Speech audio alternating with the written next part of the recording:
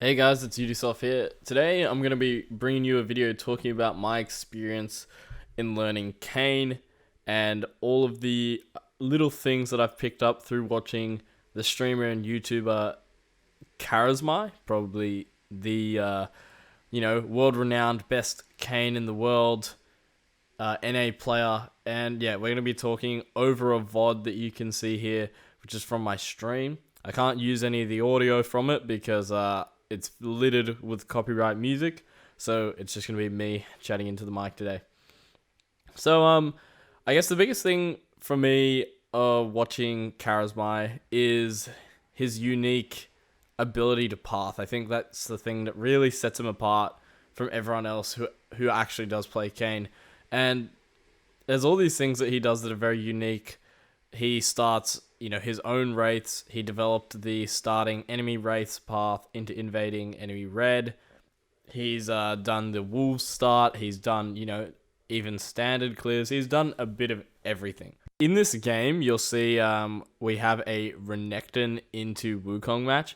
So I'm actually going to go for the solo start clear. And the reason I go for this start is because Renekton is a super hard trader early. He wins a lot of skirmishes and he creates a lot of pressure. And for a jungler like Kayn, who doesn't have too much agency on the map in the early game, playing to your strong lane is super, super valuable, and it allows you to make way more plays than if you're playing to your average lane. Renekton can really carry you throughout the early game.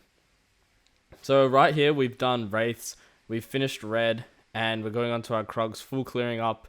And this is just called a 3-camp topside clear on the red side of the map.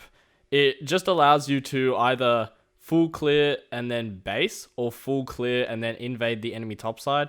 And as we mentioned before, we have Renekton, who is getting pushed into this Wukong matchup. So we're going to use his push to invade. And the reason we do this is we're versing Echo. So Echo is a pretty weak early level jungler. He really scales hard into the late game with his jungle item. His AP scalings are pretty nuts, but early game his base stats aren't too strong. And funnily enough, Kayn in the early game he's considered weak, but he actually has some really, really good base stats. His Q is quite insane, and this is one thing that I learned a lot from watching Karasmai videos is his Q does damage in two parts, right? There's the initial jump forward, and then there's the spin slash attack thing that they both do the exact same damage. So effectively, if you're hitting two parts of your Q, you're doing twice the damage than if you're just hitting one part. So a key thing that I learned from Karasmai is holding my Q and not using it to gap close, and actually using it when I can get full damage. It actually makes a huge difference. It's like when I've spoken in the past about Jarvan, hitting your E is just as important as hitting your Q in the early game. And now on Kayn this applies as well, but it's hitting both parts of your Q is super essential to becoming a strong Kayn player. So now you'll see that I've ganked top, I've got a kill, and I've punished from my Renekton's early trades. Now we see that now that we, I guess, know that we're winning topside, I choose to invade Echo here because I am stronger. Unfortunately, Renekton doesn't use his TP to get lane control and allow me to invade. So Renekton keeps his TP, I invade, and Wukong just pushes me off the invade onto Echo. Fortunately, I'm Kayn. It's quite easy for me to escape. But I think in a traditional game there, a Renekton would have TP'd, allowed me to invade the blue, and then I really put Echo far behind there.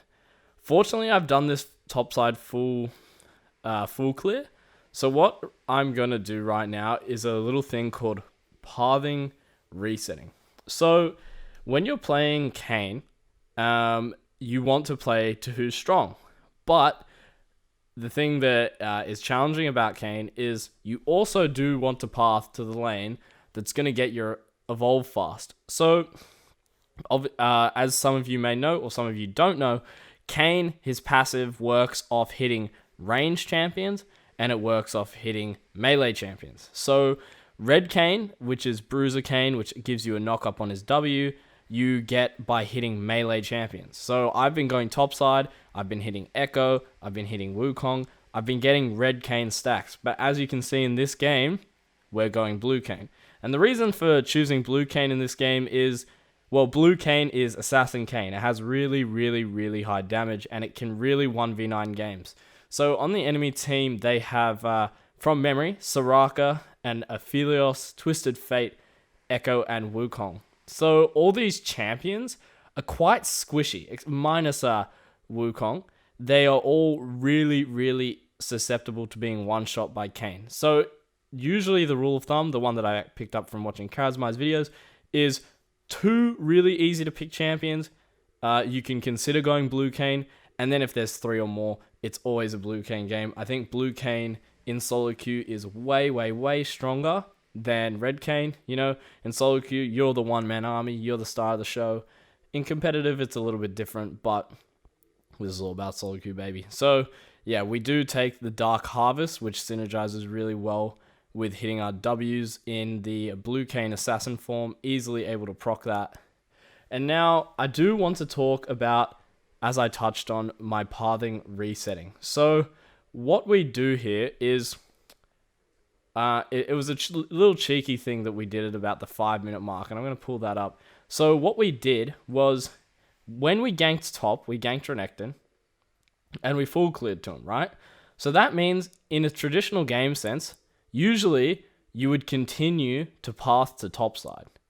And a way we can get around this, because we wanted to get our Blue Kayn form and start ganking our bot, we wanted to gank that Aphelios and Soraka lane, and even the Twisted Fate in the mid lane to get our Blue Kayn stacks. What we do is pathing resetting. So we do the Wraiths, and then we do Krugs, and then we, as we did at the start, we stay on topside. So what I did was I ganked Wukong, I invaded Echo's topside. Then when I got pushed out by Wukong, what I did, I didn't base. I stayed on the map for my second respawn of camps. I killed my Krugs, and then I killed my Wraiths. So that means I can base and stay on the bot side for 2 minutes, over 2 minutes, until my next camps respawn on the top side. So clearing those camps is, I call it, is a camp reset and a side reset, where I can take them, base, and punish the other side of the map, or play towards the other side of the map that I want to, for 2 minutes without the enemy team having any counterplay by invading my jungle, because there's no camps for them to take. All they can do is set up vision and things like that, but it's really, really challenging for them to take a huge advantage over that, especially in a matchup like Kayn Echo, where Echo doesn't have any distinct advantages over Kayn, especially in the early game. So now carrying on to the game, we've pathed up to top side, and we've ganked bot, and we've gotten some blue stacks. But the thing is, right now, nothing is happening on the map, and there's not a lot of trading going on. So something that I notice, and I've picked up from Karasmai's games as well, is people genuinely feel like they have to get their stacks. And you don't. The real way to play, League of Legends and punish the game is you punish lanes no matter what, and you punish for enemy making mistake. No matter the ranged melee, it's nice if you can go bot. But in this game, my bot lane wasn't really trading too much, and they were versus Soraka, who was doing a really, really good job of sustaining the Aphelios lane. So there was no opportunities for me to go bot side, so I just kept pathing top. After taking the dragon that we saw at the start, or before in the review, we saw that I took an Infernal Dragon, then I went topside and I took Herald, because we have a winning Renekton. So I'm getting all these leads, but I'm not getting my form. But still, that being said, I want to talk about Kayn Passive. So Kayn Passive, the way it stacks is, we've mentioned before at the start that you scale it by getting, melee attacks for the red form and ranged attacks for the blue form. So at the 9:55 mark, we get my red form, okay? And my red form basically means that I'm Bruiser Kayn. But if you see on screen, there's a little timer at the bottom where it shows I can actually evolve to Blue Kayn. So I'm not locked in. But the thing is, that timer is not set. It's not static. It has a timer right now of about 3 minutes, but if I hit ranged champions, it actually reduces the timer. So just me getting that form allows me to get blue form faster, even without the force of me having to fight. I will get it no matter what. And now putting it on cooldown, it just makes it come that much faster. So hitting melee champions, it's not the fastest form, obviously. It's going to be in about a 13-minute form, but it's also not the slowest. So our strength is really spiking at a point where we've got warrior now. We've got 3 kills. By the time we get our blue form, we're probably going to have our, what's it called? We're going to have our serrated dirk. So our serrated dirk and our blue smite warrior enchant, that is a huge damage spike. And then we're picking up blue Kayn at the same time. So that's kind of the time where I can take over the game and start getting as many picks as I want. And yeah, that's, as I've seen, and from learning from Karasmai's pathing in his videos, I watch his YouTube videos quite religiously to learn Kayn. He basically gets a small early lead like we did, and then he pops off for the rest of the game as soon as he gets that warrior and blue Kayn form. And then the serrated dirk for me is just a little extra plus. So now we're about 11 minutes into the game. Our bot lane is at an even state, slightly winning because they have a good matchup. Our top lane is snowballed because we've gotten them a lead. And we have a Sylas into Twisted Fate. So in the 1v1 matchup, Sylas always wins 1v1 matchups. The only thing that makes him weak is the fact that Sylas always has to trade. So overall, we're just winning straight through me playing to the top side. And we watch Twisted Fate TP and just grief himself. So it's quite simple the way this game was played out. And it's one thing that's really, really important that I want everyone to take from this game is Kayn is like every other jungle champion where you need to play to the right lanes like we did with Renekton and not feel pressured to get your form and things like that. Because the way Kayn is right now is you can get form no matter what. It doesn't matter. Form will come. You hit melees, it doesn't matter. Your form will come no matter what. It may be a little bit slower, but Kayn is so insanely tuned right now on his passive. It really, really doesn't matter to get a blue Kayn at 13 minutes. You see some Karasmai videos, it's, he gets some insane 7-minute, but he's been grinding for like a week to get that clip, and it makes it look like it's an amazing achievement, but that he always does, but it's really, really quite a rarity. And this is what the slightly above average Kayn game looks like. We had a really good early game, but the thing is, this is very replicable based off good pathing and understanding how lane matchups go, so you can derive your paths from that. Okay. So, now we've based and we've gotten our blue form. Now, something that I do want to touch on is quite a common build for blue Kayns is building that Tiamat early into warrior, into Youmuu's. You'll see this game that I've actually foregone the Tiamat. The reason I've foregone Tiamat this game is because, well, the fact that I've scaled so much that I don't need to buy my Tiamat. I was able to buy a full Youmuu's, and Youmuu's is just an insanely strong item with its high lethality you get from its passive, whereas Youmuu's is insane early game, but we've already scaled anyways. So Youmuu's is just the reason we'll pick up here. If I had gold for Youmuu's and Tiamat, I'd go for it, but the Youmuu's is good enough.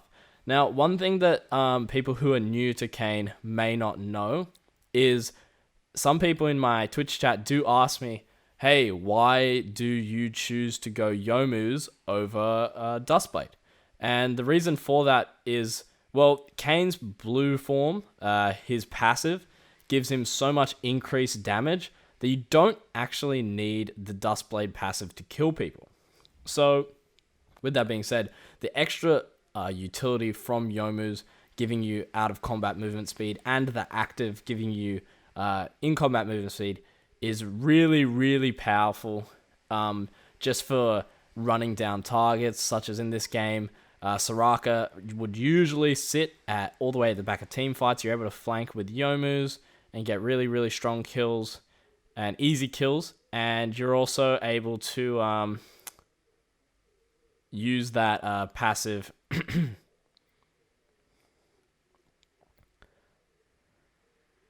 And the other point being with Dustblade is you need to auto attack to apply the passive. And sometimes when you're playing Blue Kayn, you don't have the option to always go all in with your Q, auto, and W. Sometimes you're only able to Q, W, or sometimes you're only just able to W. And having a Yomu's just makes you that much more slippery and hard to catch. Because the thing about Kayn is he's annoying. He sits in walls, he runs around with his Mobies, and his Yomus, and he just becomes an incredible nuisance, which is really hard to shut down because you can't see Kayn while he's in the wall, so you can't use controlled CC on him, targeted CC on him, so he can just sit there, play the game for free, and do whatever he likes, and it's really, really challenging for anyone to keep up with that. So now the next stage of the game is transitioning into controlling Baron and using our lane pressure. Now you see I went in for a little 1v9 hero moment on screen, and that's kind of me just getting bored at this point. The game is 8-17. We have basically played a pure jungle masterclass of how to snowball early and then pivot down to your bot lane to allow all your lanes to win. So it is really quite a clean game, and you'll see as we continue on how we close this game out, which is the thing I want to touch on next, is how do we close out games as Kayn. So Kayn is a pick champion, so to speak. He pretty much wants to fight. He wants to fight people out of position. So when it comes to closing games, this is actually some of the trickiest parts of Kayn, and I've seen even Karasmai and other Kayns in their gameplay actually throw when trying to end games, because it is quite hard, and it does take a lot of restraint to kill champions. I just got 200 years by Aphelios there. Disgusting. So what I was saying was it is quite hard to end a game as Kayn because the enemy is sitting under towers in base. It's not like you're going to get picks as a Kayn running through walls in the enemy's base. So what you do need to do as Kayn is enable your laners and control the map so they can take towers. So you're going to see as we get around to the 19-minute mark, I'll probably speed up around here just to get to it. What you want to, I guess, do as Kayn is sit in the enemy jungle. So this is called quadrant control. So quadrant control is entering the enemy jungle and taking all the camps and not allowing anyone to get into the jungle. So at the 1850 mark, we've got our team coming out of base. All of our camps are up. I take red because we got Ashe, so passive already slows anyway. Oh no, do I give it? I'm kind. So what happens is our laners are all coming out of base, and we're going to take over this quadrant in the topside jungle. So the way to end out a game is control this jungle, take camps, and then threaten Baron and force the enemy into bad team fights. So as we said, we can't fight as Kayn on towers, but the enemy team also can't give us Baron. So that's the way we're going to get them to fight. We're going to force them to funnel into the jungle where Kayn is strong and take out free kills and take picks everywhere we go. Unlucky not to pick up the TF. At 1945, he uses heal. And now it's about 1950. This is really where the force starts to come in. So we've got Wukong on flank just absolutely murdering our Ashe. But this is what, even though this skirmish is not going too well, the concept here at hand is we do want to quadrant control. You see on the minimap down the bottom, there is a wave pushing in. And this is a fundamental of that quadrant control. Because we've been pushing into top side for now 2 minutes, our Renekton has been able to split push into the bot side of the map and do anything he wants as he pleases. So he was able to push in that wave, come to top side, and the enemy was denied that wave. So even though we just lost the skirmish by losing our Silas, we were actually able to come out ahead because the enemy would have lost about 2 minion waves or more when Renekton was fighting. So it still comes out to a net positive just because we're playing our lanes well. In a solo queue game, it's quite easy if you're just playing the game very slowly and allowing your teammates to just, autopilot push waves. They actually don't have to have much thought about it.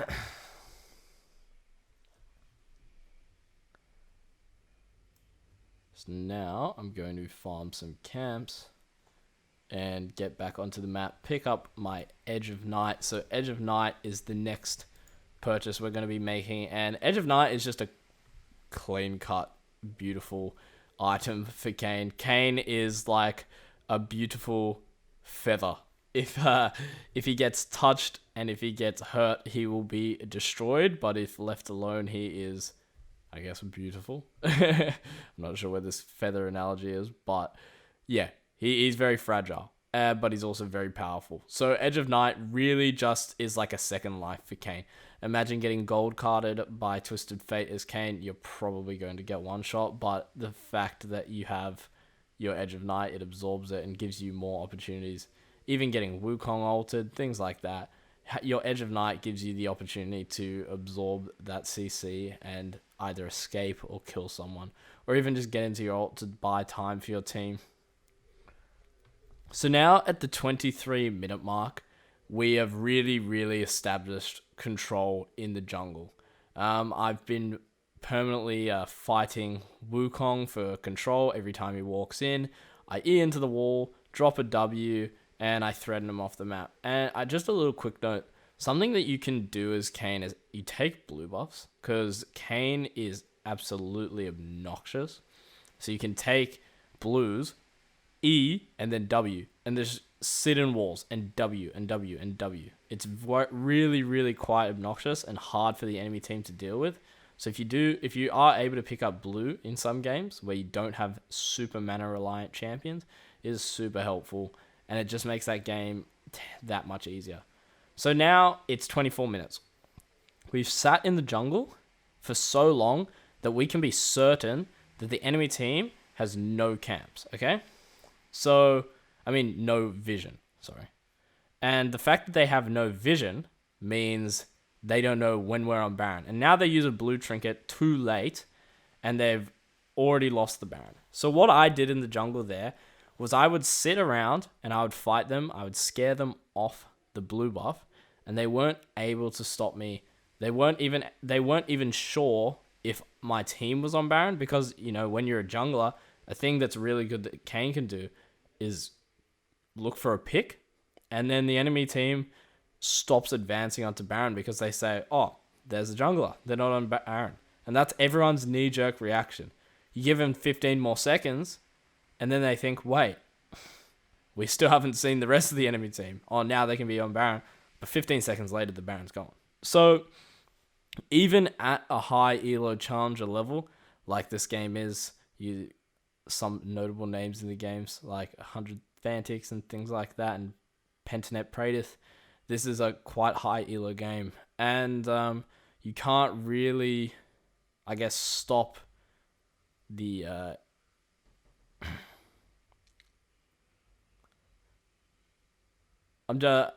The point there is saying that this is applicable at all elos, even at a challenger elo where you are, playing with the, I guess, giga brain smart people of the League of Legends world.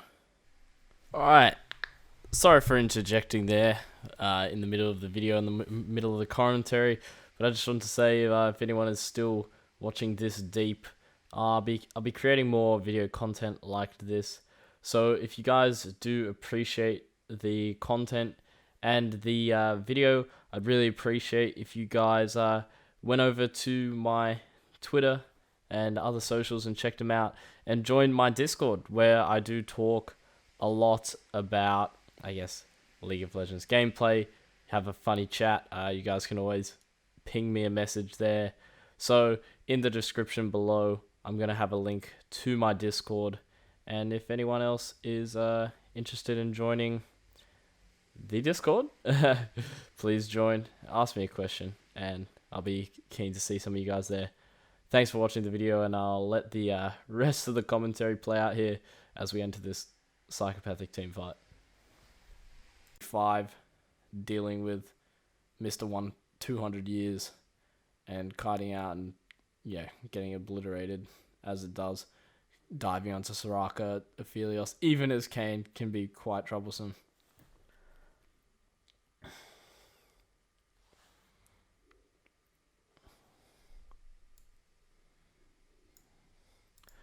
So in this game now, it's about 26 minutes, and we've gone and taken the soul.